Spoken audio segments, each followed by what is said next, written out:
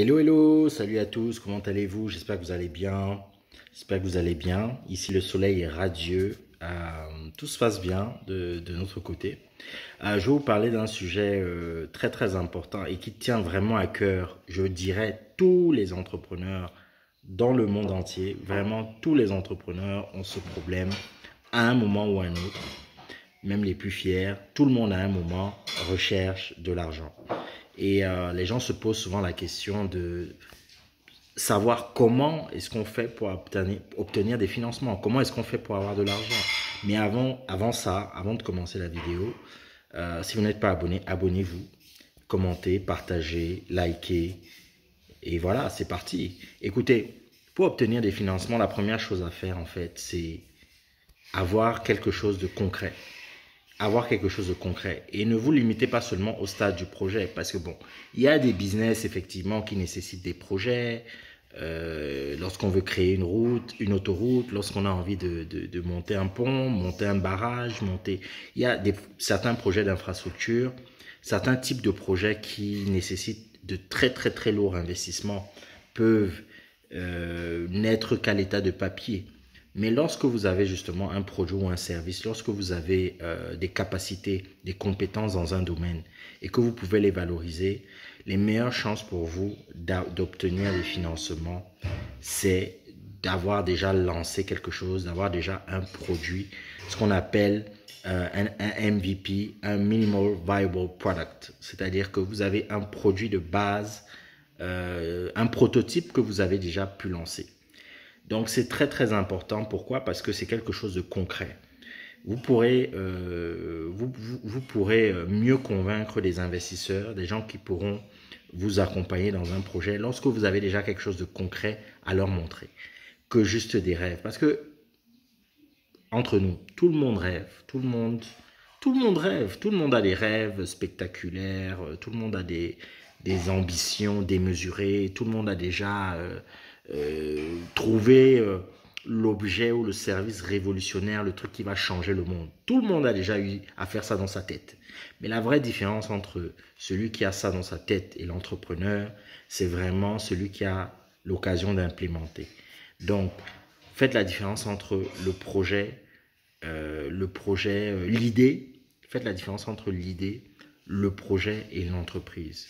Donc, l'idée, tout le monde a des idées, tout le monde a des rêves, etc. Le projet, c'est déjà un pas, c'est-à-dire que vous avez déjà pu mettre quelque chose sur papier, faire un business plan par exemple. Et l'entreprise, c'est que vous êtes sur le terrain, vous avez déjà formalisé les choses, vous êtes déjà en train de faire grandir votre projet. Voilà. Donc, faites bien la distinction entre ça. Donc, les gens auront plus tendance à vous faire confiance s'ils voient déjà les choses. S'ils voient déjà les choses, s'ils voient déjà que vous vous êtes investi sans avoir mis un penny, en ayant mis ses propres deniers, s'ils voient que vous avez déjà pu prendre ce risque, ils auront tendance à vous faire plus confiance. Et lorsqu'il y a quelque chose de concret, les gens sont plus... Il y a un lien de confiance qui se crée entre vous et les personnes auprès de qui vous avez envie de vous financer. Il y a un lien de confiance qui peut se créer.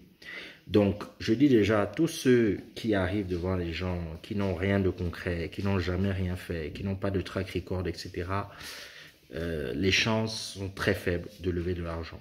Maintenant, il y a une catégorie de personnes qui a déjà eu à prouver par le passé qu'elles ont construit des entreprises, qu'elles ont monté des projets, qu'elles ont eu des entreprises qui ont réussi à faire de l'argent, qui ont été successful.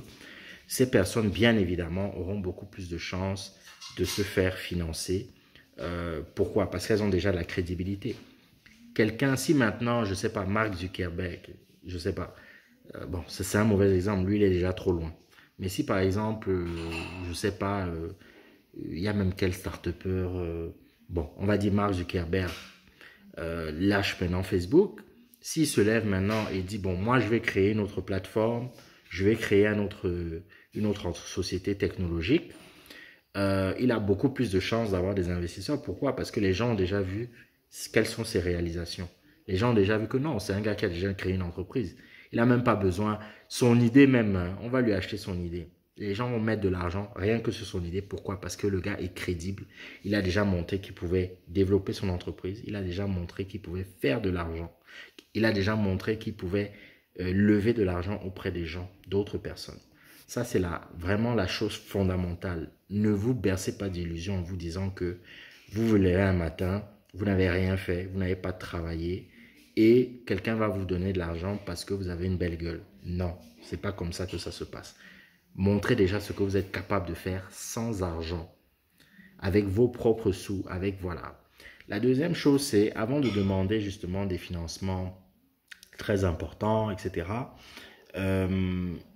mettez-y du vôtre d'abord. C'est-à-dire, prenez de votre poche, investissez-vous massivement, prenez de l'argent, comment dire, si vous avez des économies, si vous pouvez prendre de l'argent auprès de certains de vos proches, prenez, commencez par là, avant d'essayer d'exiger des financements beaucoup plus élevés.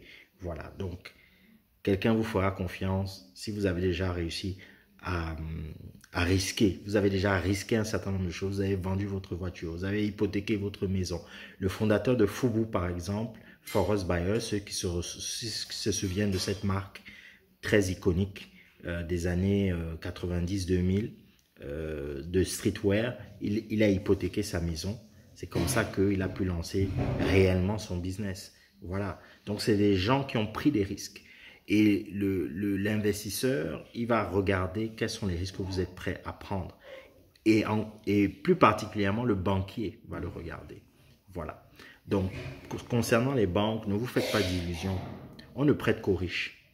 Le banquier, il vous donne le parapluie quand vous n'en avez pas besoin et il vous le retire quand vous en avez le plus besoin. C'est comme ça que ça fonctionne. Ne vous bercez pas d'illusions. Ne pensez pas que la banque est là pour vous donner l'argent comme ça. La banque évalue les risques financiers.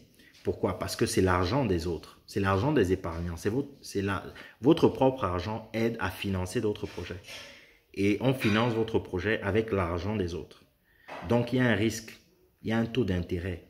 C'est le taux d'intérêt qui rémunère le risque, justement. Donc, la banque, elle va exiger un certain nombre de garanties. Elle va exiger que vous puissiez mettre aussi un peu d'argent, que vous puissiez placer un peu d'argent. Si, par exemple, vous avez envie votre projet, c'est 100 000 euros, elle va vous demander, est-ce que vous êtes déjà prêt à mettre 25 000 euros ou est-ce que vous avez déjà mis 25 000 euros? Comme ça, on vous complétera avec les 75 000 euros restants. Voilà, donc, elle va déjà d'abord s'assurer. Je parle dans les vraies banques, hein, parce qu'il y a des banques bizarres aussi dehors et des connivences, des trucs chelous qui se passent. Voilà, moi je parle vraiment d'une vraie banque, etc. Comment elle fonctionne.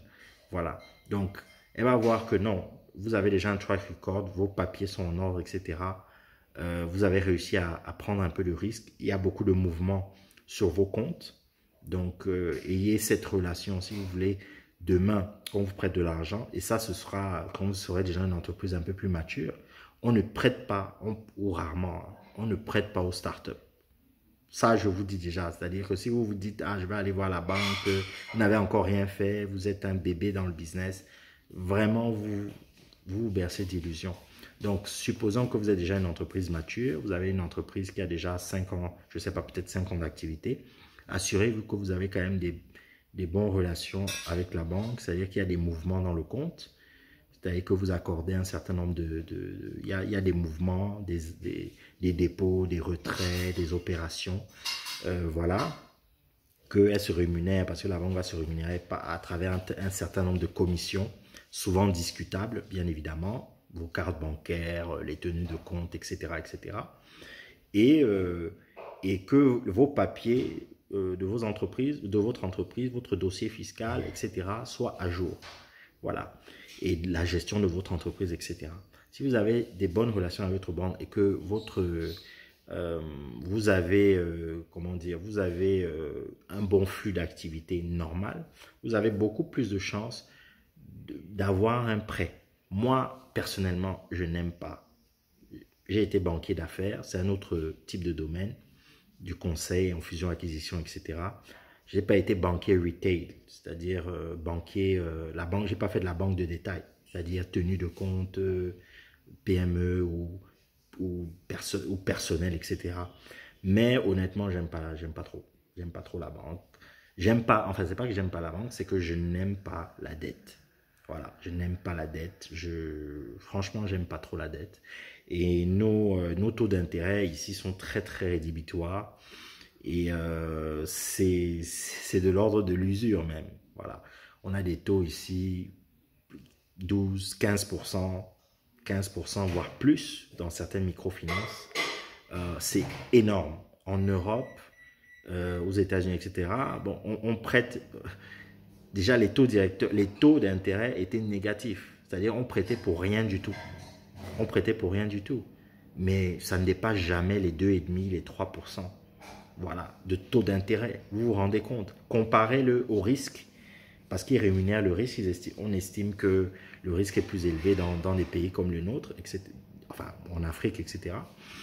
Et voilà, bon, il y a certaines personnes, certains grands hommes d'affaires qui ont des taux d'intérêt beaucoup plus, voilà, qui arrivent à négocier des taux beaucoup plus raisonnables, mais ça reste quand même très onéreux.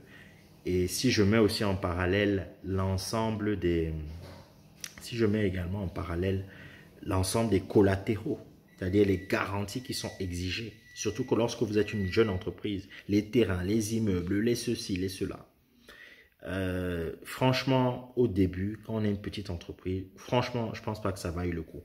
Vous prenez beaucoup de risques. Vous pouvez réussir, mais vous prenez beaucoup de risques au début, si vous arrivez à avoir ça. Donc, je ne vous conseille pas cette voie, même si elle est réservée à des entreprises quand même un peu plus matures. Pour les startups, oubliez cette histoire de banque. Pour les fonds d'investissement, soignez votre entreprise, soignez la gestion de votre entreprise.